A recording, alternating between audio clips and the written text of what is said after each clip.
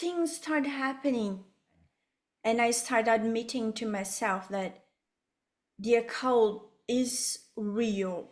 What I love the most about chaos magic is the possibility of creating our own system. So I'm doing something different today. I'm with Lua Valentia. She is the author of several books on chaos magic in Portuguese and eventually in English, of course. And she is also the creator and high priestess of the Specula system, which you can check out at specula.com.br. And it's in Portuguese and English as well. And it's a very fascinating modern chaos magic system with some very cool modern graphics and attitude to go along with it as well. So we're going to find out about that. But Lua, thanks for joining us. Thank you for having me. I'm so happy. Thank you. Well, so you are an author, a creator of Specula. So just tell us a little bit about your background.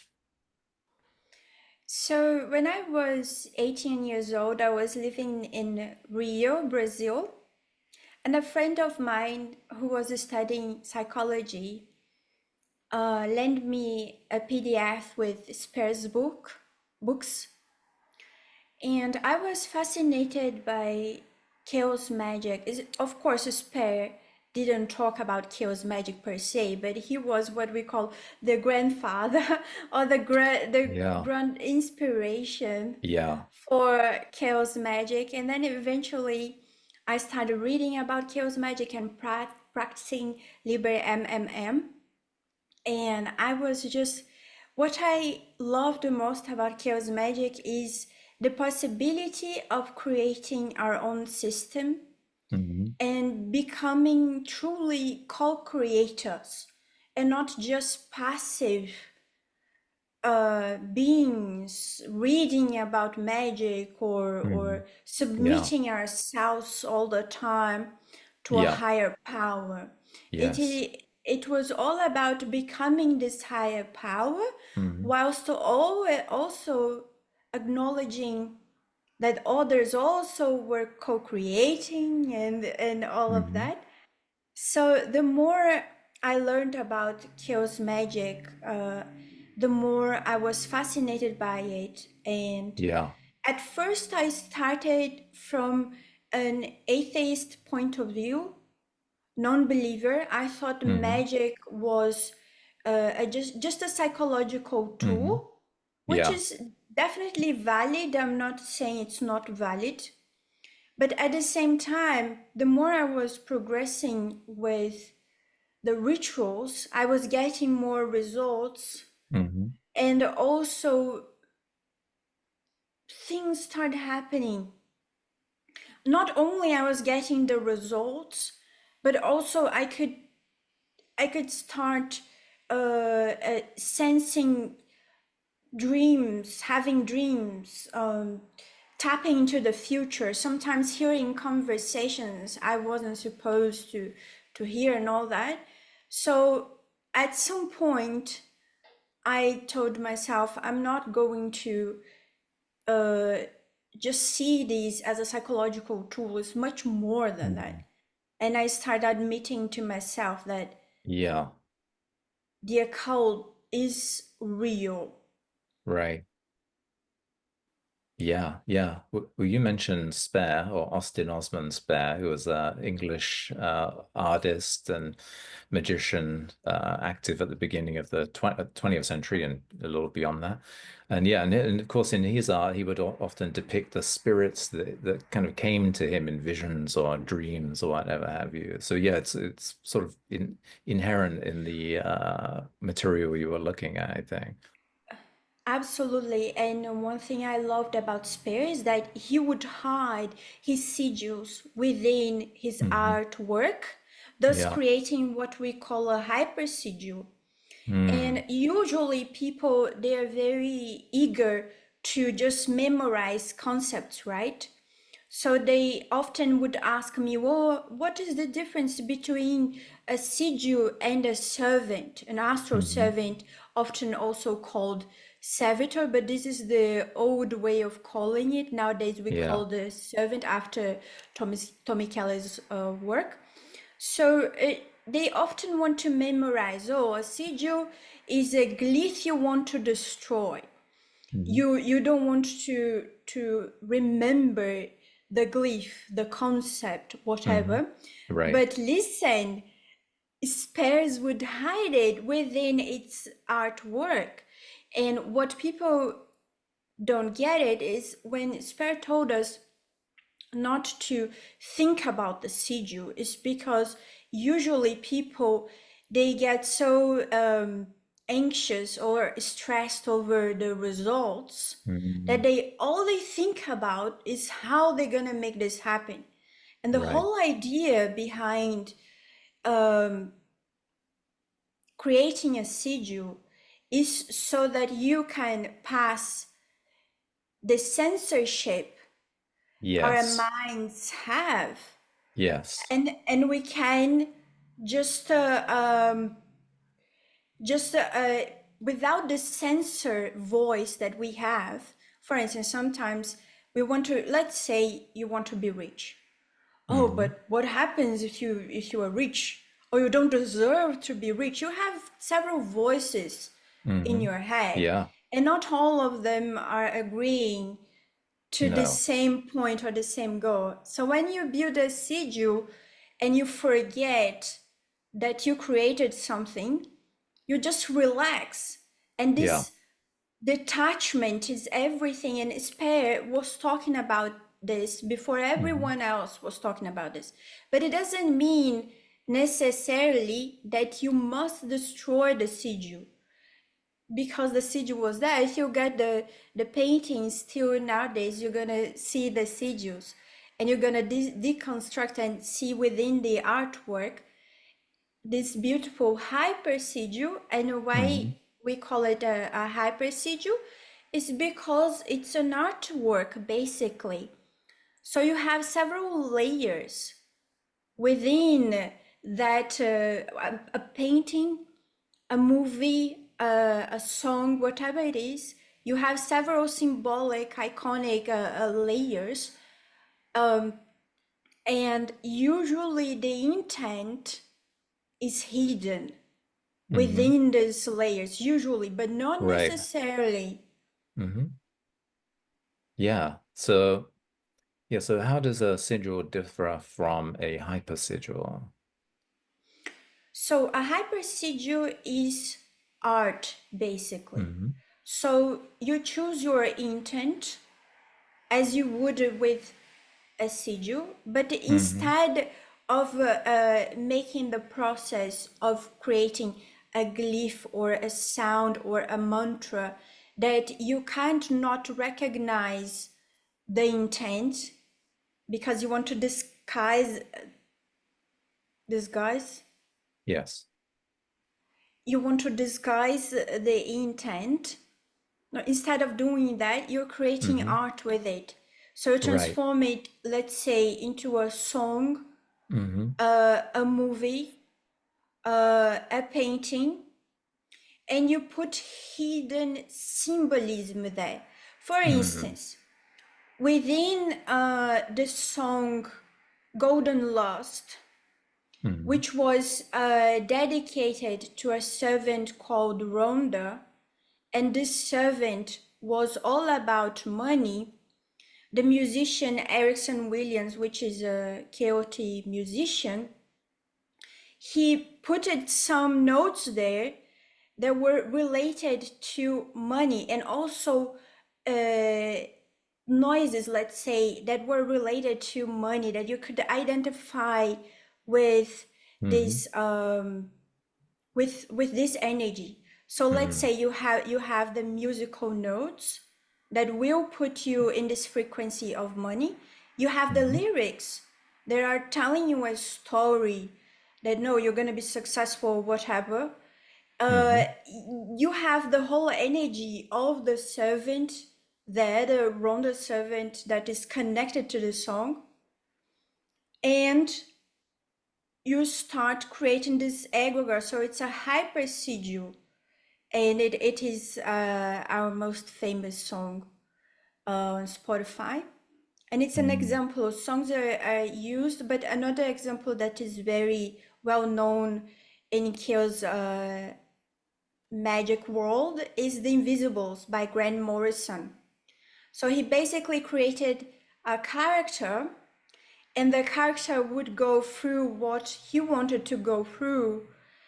So he would energize this character, and he would ask his readers to energize it for him with sex magic, and he would be successful as the character, and it worked. It became a sensation. So Mm. this is another example. But one thing that is very interesting as well, movies, for instance, are examples of hypersigils because they use so many layers of symbolism Yeah.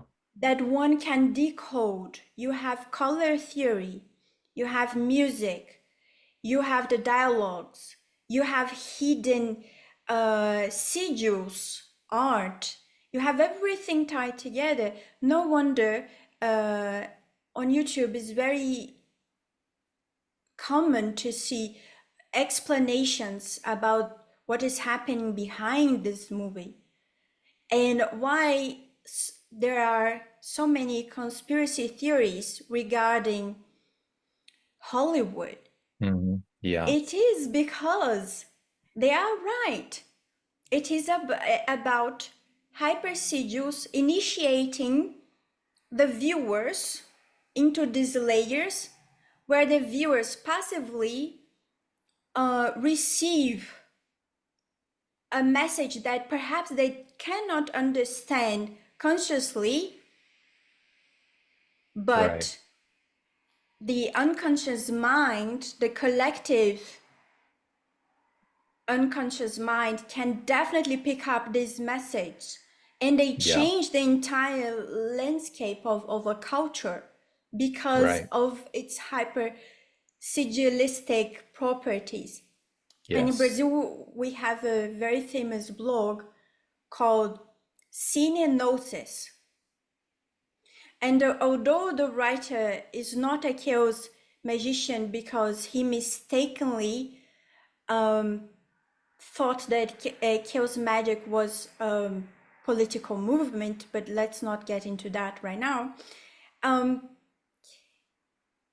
his blog is all about understanding the occult meaning, this catharsis, cathartic um, effects of cinema and these Yeah. layers, these hidden layers within the cinema industry. It's Mm. fascinating, really. Hmm. Yeah, for sure. Yeah. So, well, that kind of suggests that one should be very careful about what media one consumes, whether it's movies or music or art or whatever have you. But is there a way that someone watching this can create their own hypersigil to push their life in a direction that they want it to go?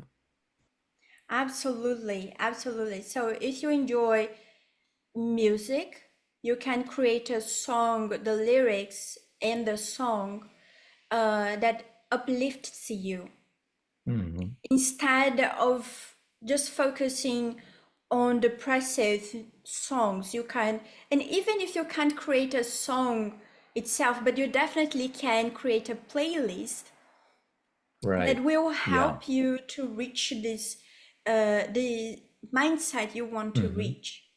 And Yes. if you enjoy painting, you Hmm. can follow Spare's path and hide sigils within your painting, or Hmm. create an image of what you want to achieve, Right. or visualize something about your life Yes. that you want, and integrate yourself into the painting, almost like a vision Yes. board of sorts, but something that you put more energy every Hmm. time you paint. And of course, if you're a writer, definitely create a book that tells a story of a character, and you can mix and match. So you can write about your past, so it happened, but now what you're visualizing towards the future, who do you want to become? And Mhm. then write it as it already happened as well. So you mix the truth and wishful thinking, but in a way that you can actually make that happen. And then you give birth to this. And it's very important to give birth to something. And by Mhm. that, I mean, when you have your artwork done, then you should do a ritual, and especially something in which you reach gnosis to release this to the world. And another thing about Hypersigils is that it should be fed, meaning Mhm. you should have an audience. So if you have a playlist, you should share your playlist so other people can listen to. If you Yeah. have an artwork, you should share it, and so on, because a hyper sigil should be fed. Now, I talked to Tommy Kelly about this, and he said that you could also, if you don't want to share your hyper sigil, you could, let's say, write a book and then destroy it by fire, and you're Mhm. releasing somehow to the ether, right? But Mhm. I'm more traditional, yes, Yeah. in this point, that I think hypersigil needs an audience to Yes. become alive. Yes, for sure.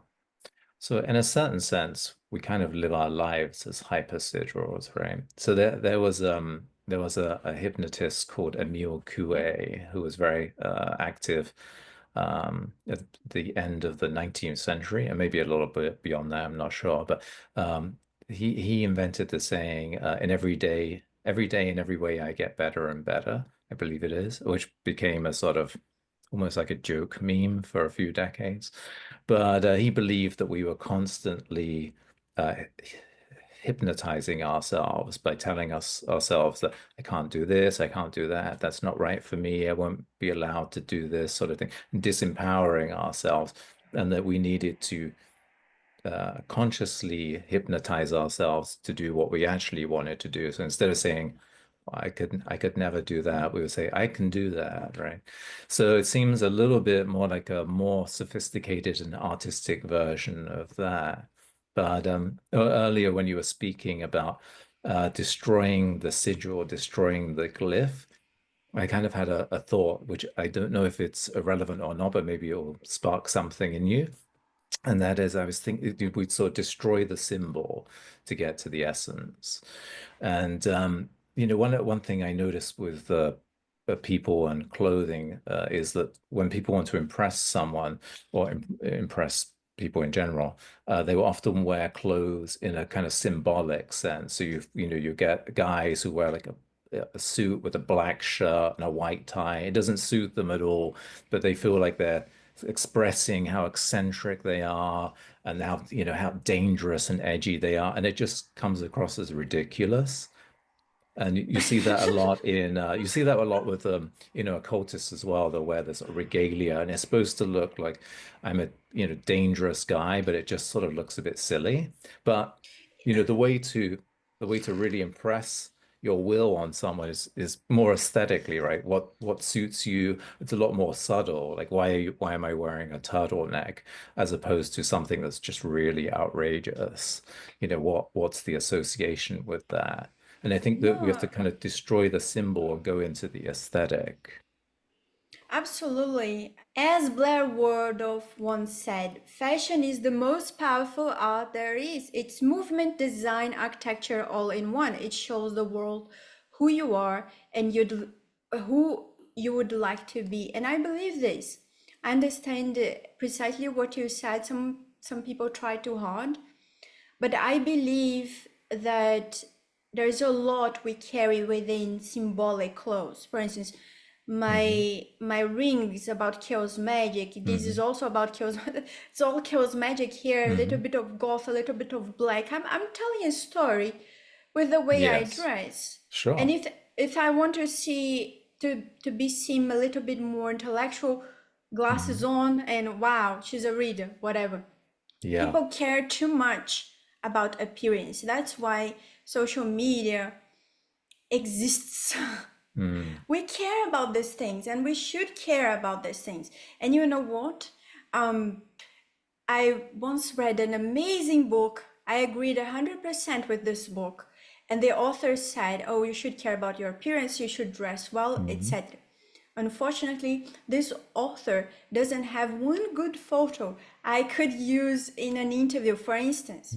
So Yeah. his words don't match who he Right. truly is. You know what Yes. I mean? So you Yeah. definitely should match, as Blair said, Hmm. who you are and who you want to be. That's the thing. And I Yeah. often say to my clients, if you want to attract love, go for the pink, the red.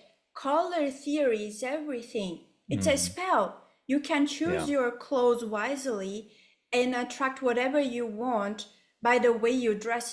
It's extremely important, and people shouldn't just see clothes as a piece that you put on.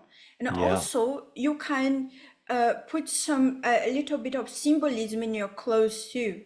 So Hmm. everything you wear tells a story. The problem is people, they want to appear rich, so the easiest way to do that is to buy a fake Louis Vuitton and show to the world, oh look, I'm rich, I have a Louis Vuitton here, made in China, whatever. You know, no, you don't look Yeah. rich, you look pathetic. Yeah. Big, you know what I mean? There are ways to do that that are very authentic and artistic, and Hmm. other Hmm. ways, as you said, that Yeah. you look like a buffoon, and everybody can tell that you're just trying too hard or Yeah, whatever, that's right. right? Yeah. And Yeah. it's the problem with some influencers nowadays, precisely that they do that, but they are Yeah. not concerned about telling a story with the clothes they're wearing. Hmm. And it's very Right. important to be able to tell the story and to match color, intention, fabric, Hmm. even. Hmm. Everything tells a story, and then you can become a hypersigil, definitely. Right. But more than that, I think the goal is not only to become a hypersigil yourself, like a brand, Hmm. or rebrand yourself in terms of marketing, Hmm. but to create what we call a master sigil. So what is a Hmm. master sigil? It is a circuit of several hypersigils. So today I paint, the next day I put out an album, the other day I do a video, the other day. So I'm constantly feeding and retrofeeding this higher concept. It's almost your the greater work, but it's not there yet. It is a master sigil. The greater work could be something even greater, whatever. But it is made by a series of hyper sigils feeding a greater idea and a concept. So let's Hmm. say, for instance, Specula is the egregore that encapsulates everything that I want to be, or everything that I imagine and visualize. I am Lua Valentia. I'm also a concept within this higher concept. So in a Hmm. sense, Specula would be the master sigil, and I am a hyper sigil within all those concepts, and everything is linked together. And the goal with Specula, the Specularis, is to be and to inspire, to be the source of power, the source of everything that you, a tool, really, a home within this realm of chaos magic. Yes, go and explore, but you can always come back home and have some coffee and bread waiting for you. Cheese bread, because I'm Brazilian. But it's to inspire you not only to follow me or whatever, or follow the next guy, or follow Tommy Kelly, or follow Angel Miller. No, follow us, be inspired, but also create your own thing, your own hypersigils. We need less NPCs and more creators, more For sure. co-creators. Yeah. That's Yeah. the whole point. Yeah. So last question. So you do work with people with consultations, and you have the Specula Oracle that you read for people, and help people with their own hyper sigils and master sigils, and life in general, and questions about romance, or finances, or whatever it may be. So how can you help people? And after that, where can people reach you or find out more about you? 99% of the times about relationship or finances. But Hmm. usually it's about relationship. What is he thinking about me? What is happening? Mm, A broken heart is a sad heart. So mm, I understand. Another thing is that is very controversial is that I do love spells. So if you mm. think that's evil, you are 100% right. I just don't care. So you can request love spells, but basically what I do before doing this love spell or whatever is tap into your energy, understanding your situation. Sometimes you want so badly to be with somebody that is just toxic for you.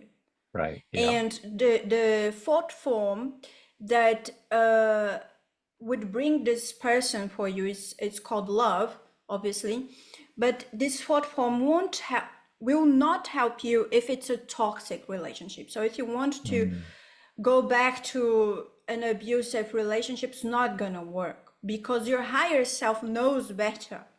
Right now, hmm. you can be Yeah. intoxicated with this feeling, but it's not good for you to, you know, my servants and thought forms are not enablers, that's for sure.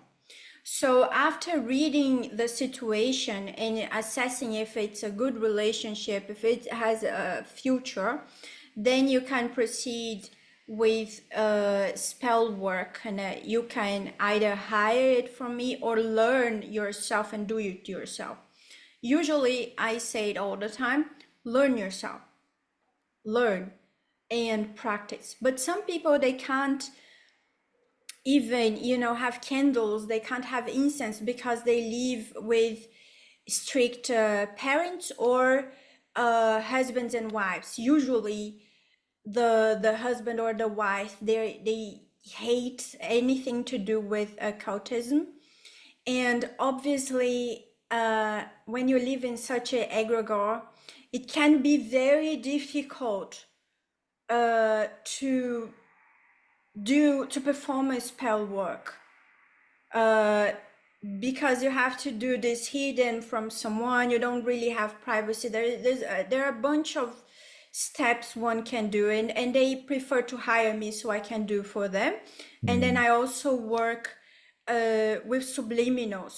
So, and this is perfect because then instead of dealing with the problem, I deal with the energy directly, and they reprogram their minds with the subliminal so they can receive the ritual. Because if you're not ready, let's say, oh, I want to travel the world, let's get this passport happening then, right? So if you're not ready, if your mind is not prepared, the ritual won't work.